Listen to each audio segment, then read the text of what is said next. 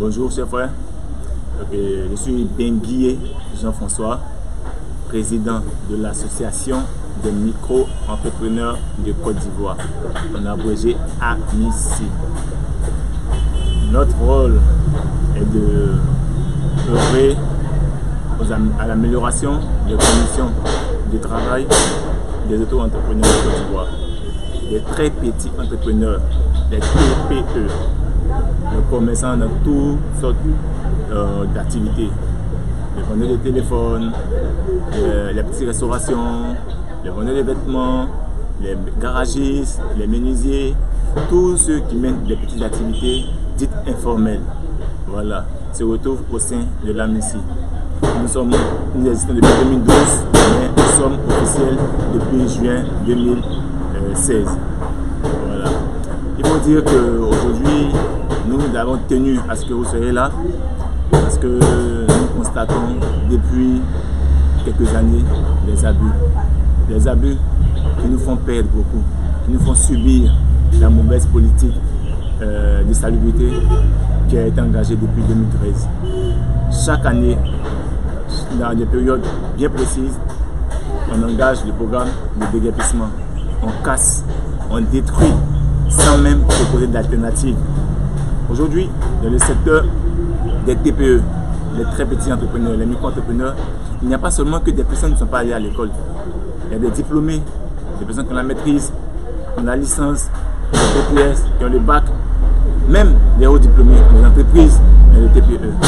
Aujourd'hui, si l'État n'arrive pas à répondre aux besoins des jeunes, n'arrive pas à solutionner aux problèmes de l'employabilité en Côte d'Ivoire, qu'est-ce que nous allons faire? Qu'est-ce que nous devons faire? Ne pas rester là s'asseoir, attendre que l'État appelle aujourd'hui pour dire bon, on a besoin de 1000 personnes, alors qu'on a plus de 2 millions de jeunes à chômer. On ne va pas attendre à ce qu'on dise qu'on lance un concours, alors qu'on sait que ce concours n'est pas un concours parti sur la base des compétences, mais un concours qu'on doit acheter. Plutôt que d'acheter nos places dans les concours, on a décidé de faire des efforts pour investir ce que nous avons dans des entreprises. Et aujourd'hui, on vient les détruire. Sous quel prétexte? Sous quel prétexte? On va continuer dans ça. Qu'est-ce que le gouvernement de Côte d'Ivoire nous propose derrière ce programme de déguerpissement? Oui, une chose est bien de rendre la ville salubre. Une seule chose est bien de rendre le pays salubre. Mais derrière cette salubrité, qu'est-ce qu'il y a? Il y a le chômage en masse. Et derrière le chômage en masse, il y a la pauvreté. Ce pouvoir, quand il venait, il a dit ne donnez pas vos voix au chômage. On a refusé de donner nos voix au chômage parce qu'on rêvait, on croyait au rêve que nous présentait ce gouvernement. Mais aujourd'hui, nous sommes ébahis. Nous sommes là et nous constatons que nous avons été trahis. Trahis par des belles paroles. Trahis par un projet qui en réalité n'avait pas de fond. Nous disons non. Depuis hier, des frères m'ont appelé, m'ont contacté parce que leurs commerces ont été détruits. Depuis hier, d'autres ne font que pleurer. Les pères de famille ne font que pleurer. Leurs commerces ont été détruits. Par qui? On dit par la mairie de Yopougon. Je me lève, je vais à la mairie de Yopougon. Je vais rencontrer le responsable du service technique. On n'en trouve personne. Je reviens sur le site. Je trouve un opérateur sur les lieux. Un entrepreneur sur les lieux. Je lui pose la question de savoir qui est-ce qui lui donne l'autorisation de venir installer une clôture autour de l'espace qui a été déguerpi par la mairie, donc par l'État de Côte d'Ivoire. Ce monsieur Croco, responsable de l'entreprise Prop Plus, dit qu'il est prestataire de services dans les travaux publics. Il a été contacté par la mairie afin de venir clôturer un périmètre de 50 mètres. Mais diantre, on demande de déguerpir les voies. On demande de déguerpir les abords des routes. Pourquoi? Pour le prolongement des voies. Mais pourquoi, pendant qu'on déguerpit certaines personnes, on vient encore installer un périmètre, une clôture sur un périmètre de 50 mètres? Ça répond à quelle logique? 1. Nous avons été déguerpis sans avoir de notification préalable. 2. On vient de déguerpir et la SOAD vient emporter les véhicules des gens. Et 3. En plus de cela encore, on emporte les véhicules sans laisser de mots à qui que ce soit. Sans s'adresser à qui que ce soit pour dire que vos véhicules sont à tel endroit où vous pouvez venir les récupérer. Et sans dire pourquoi on les emporte. Diantre, à quoi ça répond? Cet espace, c'est l'État de Côte d'Ivoire qui le veut, c'est l'Amérique qui le veut, ou bien c'est un autre opérateur économique puissant que nous qui le veut. Allons-nous toujours rester comme ça à assister à ce que notre pays, notre gouvernement, notre pouvoir, notre république partent dans la main d'autres personnes plus puissantes? Non. L'État de Côte d'Ivoire a un contrat moral avec tous citoyens en Côte d'Ivoire. L'article 4 de notre constitution dit: tous citoyens naissent égaux. Ils ont les mêmes droits, les droits de la société, les droits sociaux, les droits de travailler, les droits de se vêtir, les droits de tout. Nous avons tous les mêmes droits. Personne ne peut être spolié. Personne ne peut être privé de ses biens. Alors, pourquoi de telle action? Nous ne sommes pas contre le développement de la Côte d'Ivoire. Mais le développement, ce n'est pas les infrastructures économiques seulement qui font le développement de la Côte d'Ivoire. Le développement, c'est quand tous les Ivoiriens auront solution à leurs soucis, à leurs problèmes. Quand la majorité des jeunes auront du travail. Quand le peuple ivoirien pourra se soigner convenablement.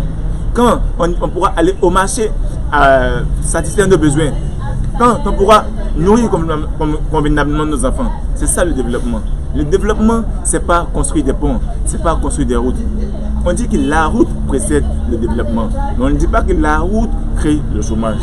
Alors, nous demandons à l'État de Côte d'Ivoire, au président de la République, au premier ministre chef du gouvernement, au ministère de la salubrité, au ministère des Affaires sociales, qu'ils prennent en compte les dits des Ivoiriens, les dits du bas peuple, car le peuple de Côte d'Ivoire, il souffre. Le peuple de Côte d'Ivoire, il souffre. Ceux pour lequel nous les avons mis au pouvoir, c'est pour œuvrer à un avenir meilleur. C'est pour œuvrer à trouver de meilleures conditions de vie pour les Ivoiriens. Et quand on parle de conditions de vie pour les Ivoiriens, on parle d'emploi.